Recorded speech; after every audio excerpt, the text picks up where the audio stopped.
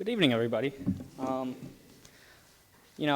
pretty young, and a lot of you know a lot more than me and have had a lot more experiences than me, but I've had a couple of unique experiences of my own, so I figured tonight I'll talk about those. So tonight I'm going to talk about one of the hardest days I've had since joining the Army.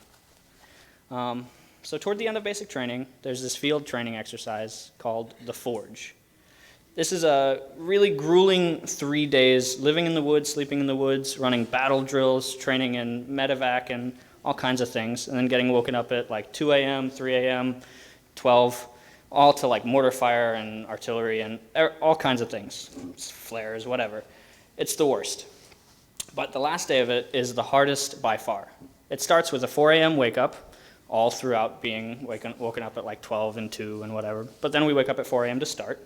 Then we march 20 miles with our rucksacks that have about 80 pounds in them, and then like another 20 pounds of plates on our chest and back, just, in case we get shot while marching through the base, of course.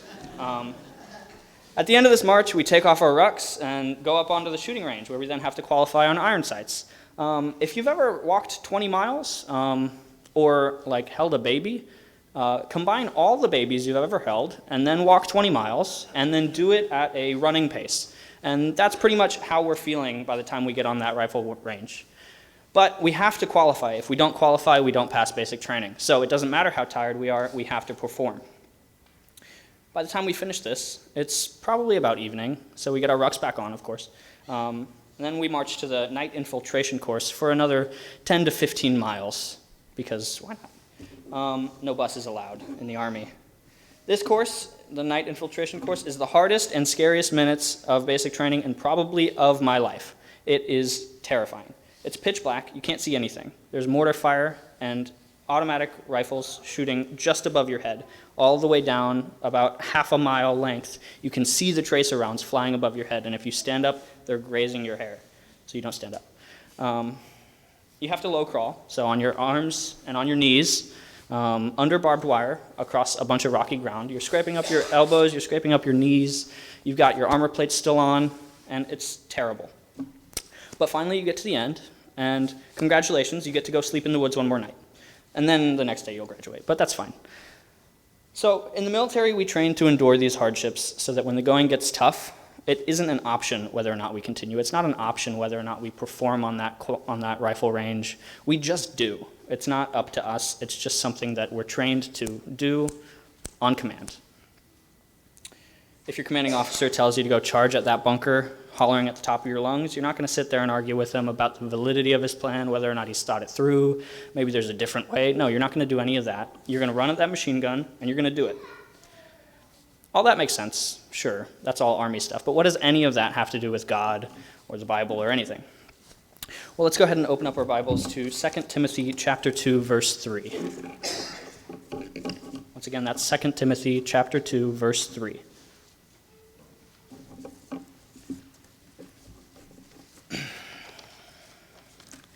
It reads, "You therefore must endure hardship as a good soldier of Jesus Christ. No one engaged in warfare entangles himself with the affairs of this life, that he may please him who enlisted him as a soldier." So clearly we're soldiers of Jesus Christ. We're not simply Christians in the normal way of thinking about it. We're soldiers, and we're in a war right now.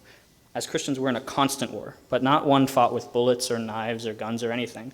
Our war is a spiritual one. And if we don't obey the commands that our commanding officer gives us, we may be hurting our fellow soldiers.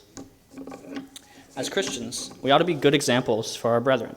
If we aren't, or even if we're a bad example, it could hurt our brothers and sisters. For instance, let's say I did something bad, and Brother Connor decided he would like to copy me and follow in my footsteps and do that bad thing. My actions are indirectly causing Connor to sin, all because I chose not to follow the commands. But Connor's a reasonable guy. He probably would see that I'm doing the wrong thing, and he wouldn't follow me in my footsteps, but he would certainly be discouraged seeing me fall into these temptations. So, by the same token, if we're a bad example for those that need to hear the gospel, then how can we ever hope to get them on the right track?